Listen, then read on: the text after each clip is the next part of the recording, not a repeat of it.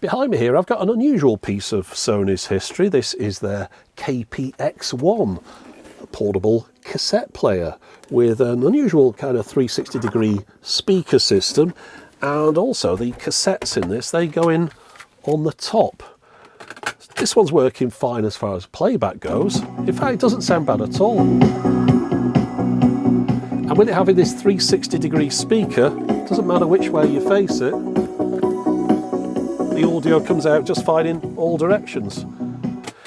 Now, this colour, believe it or not, is what it always was. It hasn't yellowed due to age. It's an unusual colour for Sony. I don't know if they came out with anything else that would match this, but it is a bit of an unusual product as well. In fact, it doesn't feature in any of the usual resources I've got that tell me about boomboxes over the years. I've got various Japanese books that show all different boomboxes. I've got things about Sony's design history. Not in any of those, and I think that's what makes it a little bit more interesting. But there's a good reason it's not in any of those things. It doesn't really fall into your regular category of a portable cassette player. For one thing, it isn't stereo. This is just a mono device. It's just got the one speaker. Of course, it's reproducing the audio from both the left and right channels, but just through the one speaker. There's no stereo output on it. It's just a mono cassette player. In fact, it's not even a cassette recorder, just a player.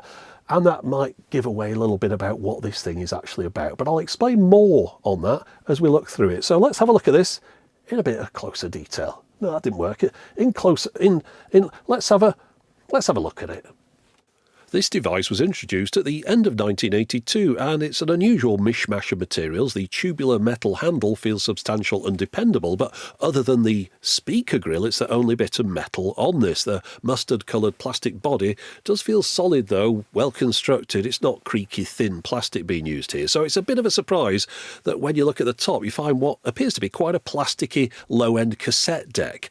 But once it's powered on, there's a single-digit display that illuminates, showing that this might be a little bit more sophisticated than the first impressions indicated. That digit is for the AMS, or the automatic music sensor function, the song selector. Pressing a single button advances the digits shown.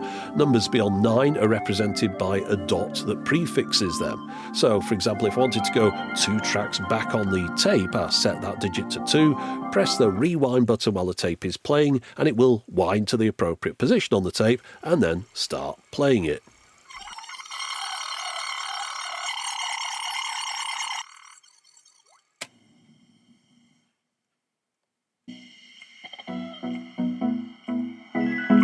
In addition to the track skip functionality, there's a bass boost button,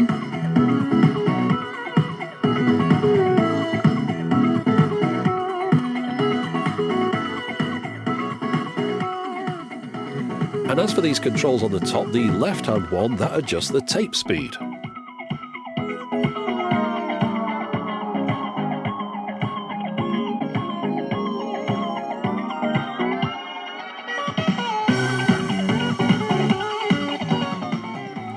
Out of the 3 remaining controls, one of them is the playback volume, but the other 2 affect the inputs, and those inputs, well, they're 2 mic sockets that are located on the side. So I'm pretty sure you've already figured it out by now, but the K in KPX-1, well, that stands for karaoke. Yeah, this is a portable Sony karaoke machine.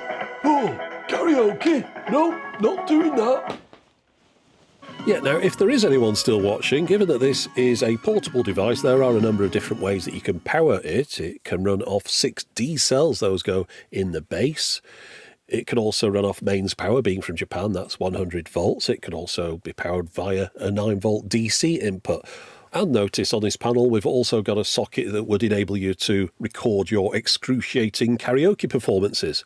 Now, if you look through the wraparound speaker grill, you can make out a downward-facing cone. And pointing up from the bottom towards that cone is the single speaker driver, and therefore the cone dissipates the audio in all directions.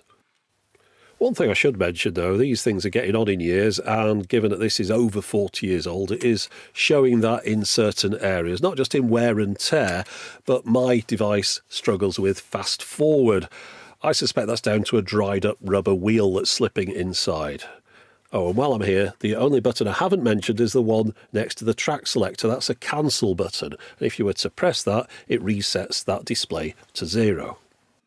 Now, not too long ago, I made a video about how 8-track cartridge was used a lot in Japan for karaoke because it was an almost ideal system for it at the time.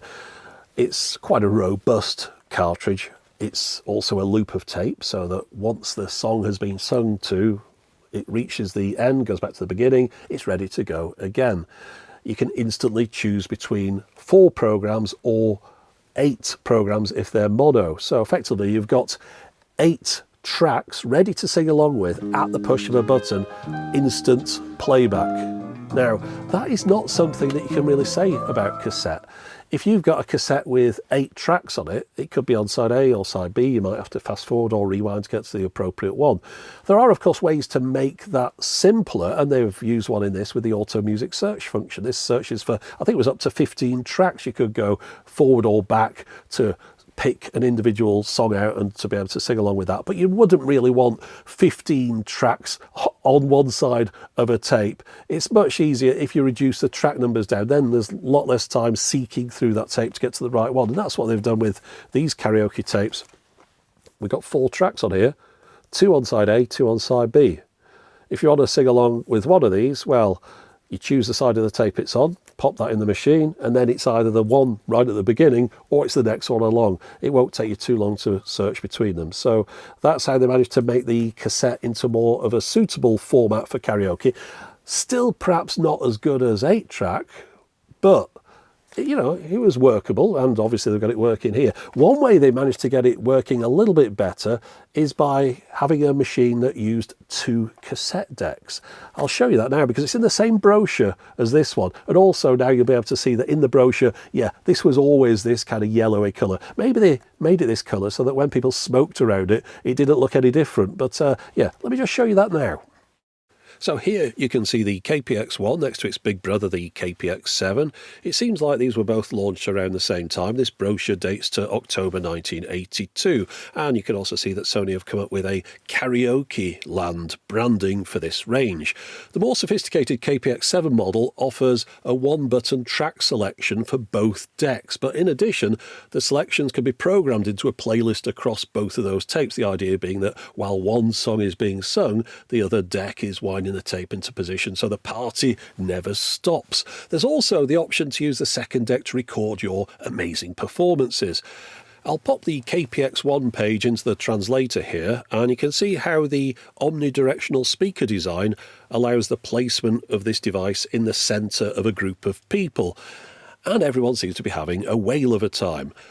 One other thing I noticed, though, on that table is what looks like a bingo ball spinner cage. Since there don't appear to be any bingo cards, I'm guessing that this is being used here for random song selection. However, I just thought it was worth mentioning because we did see a connection between bingo and karaoke in a previous video that featured the Yamaha Ings karaoke system, and that device could draw bingo numbers. Perhaps someone from Japan can better explain this mysterious connection between bingo and karaoke. Right, so I've got the microphone plugged in. Let's turn the mic volume up. That's this one on the right. So if we do that now, you should be able to hear me coming through the speaker. You're listening to this through the microphone on the camera. So we're getting a bit of double audio here. We're getting some feedback as well. But the one on the right controls the volume of the mic. That one next to it, that's the volume of the tape playback. So you can do a bit of a mix between those two to get it how you want. Then we've got the pitch control over here on the left, so that you can adjust the pitch of the audio by reducing the speed of the tape. And then this one, this is the echo. So let's play around with the echo. Let's turn it up a little bit. And you should be able to hear me now coming through with a lot of echo on there. There's some background noise on this, hiss. I'd imagine that wouldn't have been there when it was new. I think we're dealing with worn electronic components here which need replacing. But still, it does function, so we can turn it all the way to the top. And there we go. That is maximum echo. So everything is functioning to some degree. It's making a few odd noises there. We've got a bit of an issue with the fast forward on the tape, but it doesn't stop us from getting to the recordings that we want to be able to play back. So let us get some tapes in this thing and try this karaoke function out. Right, so these are the tapes I got, and it took me quite a while to get hold of these because often people are selling karaoke sets with hundreds of tapes, which would cost a fortune to import, and most of them are just in Japanese. It's usually enka music. Well, these, I noticed a couple of titles standing out on the advert, and it's just this small bundle, so easy enough to get hold of. I think this cost me like £8 total to get into the UK. As you can see, originally they cost 800 yen a piece. And each one of them has 4 tracks on, 2 on either side. But most of them, like this, we've got the tracks, 4 Japanese tracks there. You could do a Google Translate on them, but they're not ones that I'd be familiar with. But this one, for example, we've got All of Me, Mac the Knife, Begin the Begin, and When You're Smiling. So definitely something I could use in there. Let's have a look at the others. No, not that one. That one seems to be like a country and western type of theme. Your Cheating Heart, Cold, Cold Heart, Riders in the Sky, Crying in the Chapel, or at least that kind of area of music. More Japanese ones on there. And these have got some western ones, When You Wish Upon a Star. I don't know, All the Way, Too Young, and On a Slow Boat to China. Perhaps they'd be more familiar once you hear them, but I think we're going to stick with this one. Now, when I did the video about the 8-track karaoke systems, I got quite a few people asking about the lyrics. They were saying, how did the lyrics work? How did those get displayed and all that kind of stuff? Well, back in the day, we used to have this technology called paper, and this utilised that. And as you can see here, looking at the paper, we've got the lyrics printed on it. Yeah, it was just as simple as that.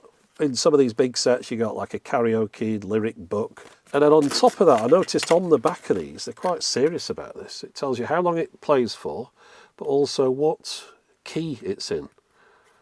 I say key. I'm no good at any of this stuff. I'm not a musical person, as you'll find out in a minute when we sing one of these songs. So this looks suitable. Let's give that a go. Right, so looking at the cassette, the one we want is number 4. They don't have the English translation on here, but I can see it's the right one. So let's just pop that in there. And, oh, we've got the echo turned up. We'll knock that down for the moment. And hopefully we're in the right place. Let's just have a listen to what it sounds like before we try murdering it. Get the speed up to the centre point. It's quite nice backing music that. I'm messing with the wrong control. That's the one for the tape.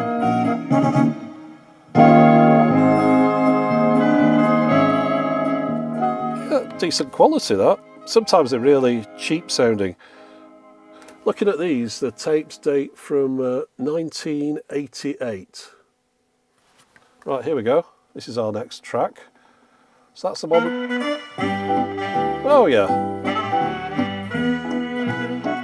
The only issue with this kind of system is, of course, you don't have your little ball bouncing along or words highlighting to tell you where you should be up to. So we could go very far wrong with this. But of course, down at the bottom there, you'll notice they got the words next to the music as well. So if you can read your music, you'll be able to follow that a little bit better. It all seems quite professional, this, really, and that's something I'm definitely not. But, right, we need to go back a track. So on the top here, I need to just get that to 1, get it to rewind, and it'll get back to the start of this track and start playing. We can hear the audio being listened to there.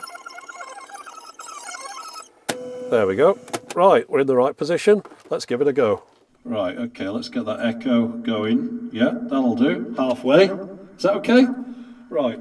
No, we need a bit more, don't we? I think we need all the echo we can manage with this thing. Right, here we go. Exactly what you don't want to be listening to. I'm going to say the sound quality on this is not bad. It's going to get worse in a minute though. Here we go. When you're smiling, when you're smiling, the whole world smiles with you. When you're laughing, the sun comes shining through. Keep on smiling, 'cause when you're smiling, the whole world smiles with you. Try content matching that, YouTube. Yeah, so turn my mic down. I'll just mention I'm I'm not a fan of karaoke, but I like the tech. I find the tech very interesting.